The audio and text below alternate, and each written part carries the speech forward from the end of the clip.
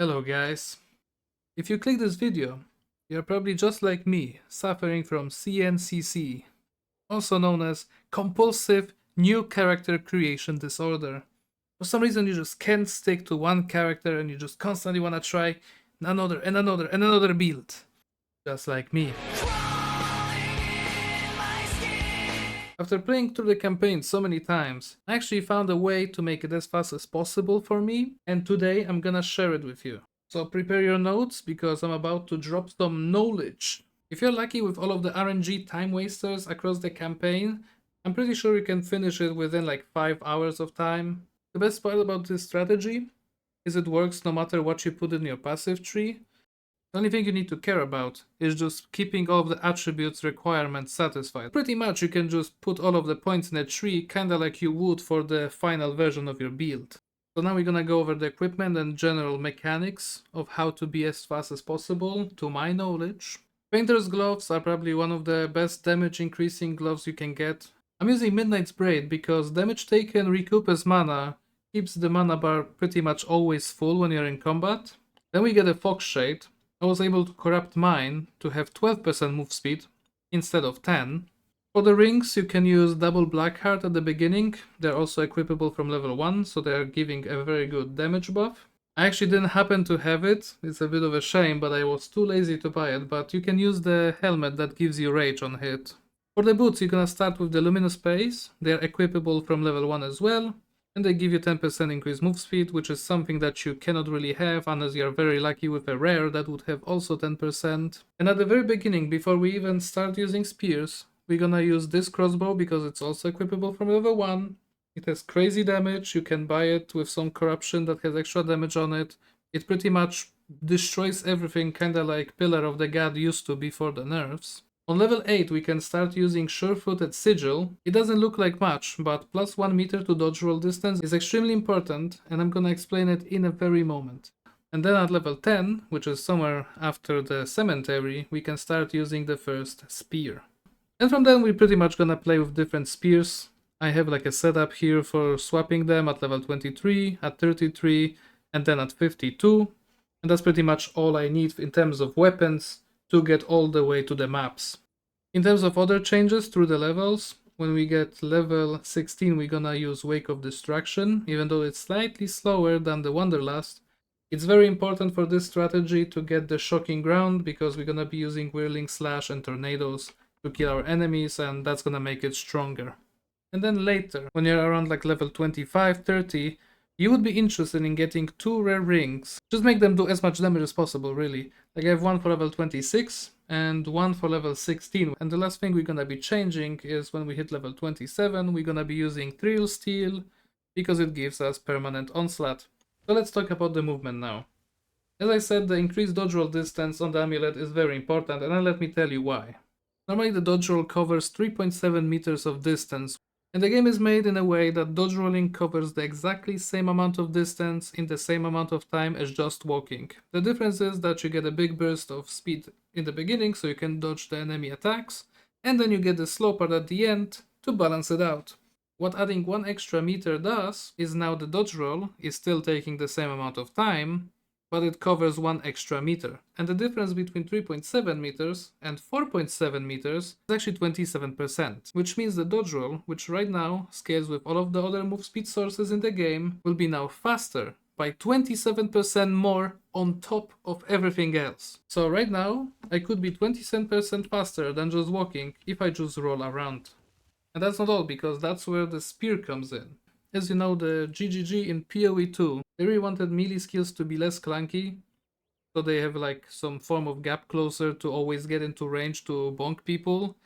Unless it's a whirling assault and they don't fucking care about that skill no matter how unusable it is. Please fix. We can use it to our advantage to make ourselves faster. When I swing with the whirling slash, I have a quick jump at the beginning and then I slow down to make the slash. If I run forward and use it, you can tell that that little jump is actually slightly faster. But just like 99% of animations in this game, Whirling Slash can be cancelled with the dodge roll. Which means, to achieve our peak speed, we can just walk forward, do the slash, but instead of playing the entire animation, we're just gonna cancel it out with the dodge roll at the slow part. Together with the extra speed we get from the amulet, we are now pretty much 30, maybe 35% faster by simply doing this over and over again rather than just walking.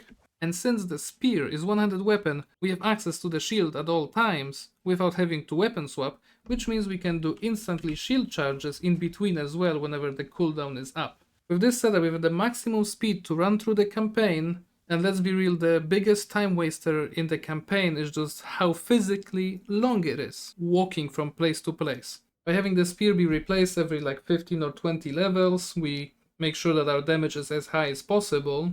And with the lightning ground from the boots, we make sure that the tornadoes are pretty much able to kill all of the white mobs at most times in one hit, which is important because we don't want to fall too behind on XP when we run through the acts. So this is pretty much it for the equipment and general mechanics of how to use this setup. Now I'm just gonna give you a quick tour what to do through the locations of the campaign. So this is pretty much the map of Act 1. So here we are, Act 1. You make your character and you wake up on the riverbed. First thing we do, we talk to the guy under the tree, so we get the weapon. Then you run through all of the enemies, completely ignoring them, because when you kill the bloated miller at the end, you're gonna get a level up anyway. When you're in the Grellwood, you wanna grab the waypoint for the hangman. You wanna find the Grim Tangle Cave, grab the waypoint there, and then you wanna go into the Red Veil to collect all of the iron pieces. You go to Haunting Grounds. You wanna kill the Crowbell for the skill points. You wanna find Freytorn to get the waypoint there. And also you wanna grab the waypoint for the Organ Farmlands. Freytorn is one of those RNG time wasters I mentioned before because finding all of the rituals can be complete pain in the ass. So you can do it now or you can do it later, up to you whether you wanna grab some Herald or not. And now Act 2. At the beginning, you're gonna go kill the caravan hyena thing. When you get into the caravan, you wanna go to Halani Gates to make sure that the door is fucking closed, because even if you skip it and go straight up to the quarry, you will have to come back to make sure that the door is fucking closed. What I found out about the quarry, it seems that they made it so monsters in there have scripted loot. They drop a lot of quality currency, a lot of armorer scraps, whetstones. So if you wanna make up some XP that you might be missing, that's probably the best place because you can get some extra loot. And then you go to the Halani Gates to kill Jamanra. In terms of finding Balbala, she's now always spawning, it seems, on top of the staircase. You can just run through the cave until you get this half-circular staircase, and you're pretty much gonna go left or right. If you're going towards the Balbala, you will see paper tags all over the walls, and if you don't see any paper tags, then you're probably heading towards the Halani Gates. After that, you continue, clap Jamanra. After you get back to the caravan, that's the moment where you get to choose 3 locations where you wanna go first. In reality, there is no choice. Choice is false. You go first to Kef, because in Kef you have the snake that gives you 2 skill points for killing it. And that's also another place with RNG time wasting. Because if you're completely unlucky and you're not gonna drop the relic, you're gonna have to stay over and farm until it drops so you can get the buff later. Then you go into the Badlands. Badlands is also the same case with the relic, it might waste your time if it doesn't drop. And boom, we are in Act 3. When you're in the jungle ruins, you obviously want to find the waypoint, so you can go into the Venom Crypts later, or right away if you like it more. Kill the monkey for 2 skill points, and then continue into the Infested Barrens. And now in the Infested Barrens, since it's a big location, you want to make sure to do everything in one go, so you don't have to risk it resetting and having you look for things again. When you get in here, you wanna find the waypoint for the Infested Barrens. It seems to be always kinda close to when you enter the location, which was not the case in point 1. You wanna find the Azak Bog and grab the waypoint there, and then go back, and then find the Chimera Wetlands waypoint, or the way around, whichever you find first. And after killing Chimera, we're gonna go to the Machinarium, which is currently slightly bugged, so you can save a little bit of time because of it. It's probably gonna be patched sooner or later, but for now it works.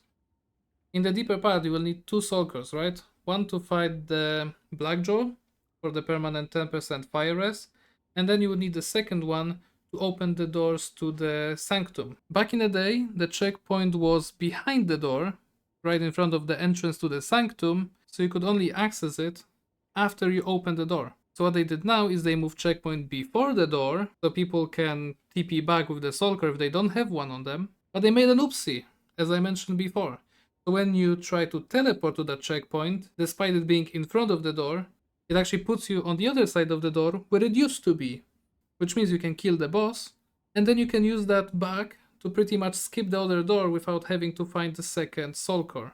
In the Sanctum, you will have to find 2 medium soul cores to activate the generators, and if you didn't find both of the soul cores, what you can do to speed this up, you can press escape and restart at the checkpoint.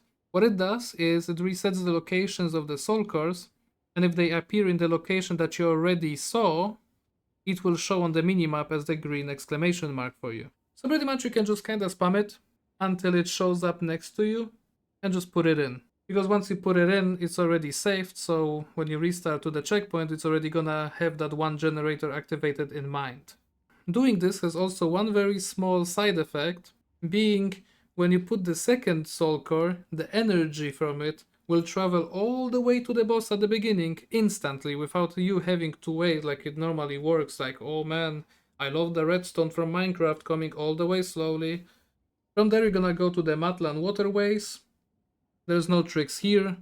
It's just walking around and dragging your nutsack through the concrete pretty much. That's the experience of this location. Nothing we can do, it sucks. Then there we have the Temple of Kopek. Only thing I can give you here is after killing the priest, you can pretty much skip the entire elevator animation after you talk to Alva by simply porting to the city, and it does pretty much the same thing as you waiting until she talks and goes all the way up. And then you go to the past. I don't really have any tricks to get through that location faster, but that's where another time-wasting RNG is, because we need to drop Sacrificial Heart. It only drops from those big hulky men, so you need to target them if you didn't know. Then you go, you beat Doriani. Once you kill him, you can just portal back to the city. You don't really have to wait for all of his yapping if you don't want. And that pretty much concludes the entire walkthrough to make it as fast as possible.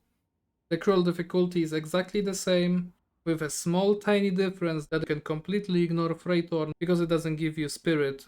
That's pretty much it. My knowledge, how I beat the campaign in about 5 hours every time on the new characters. Remember to like and subscribe. And that's pretty much it. See ya.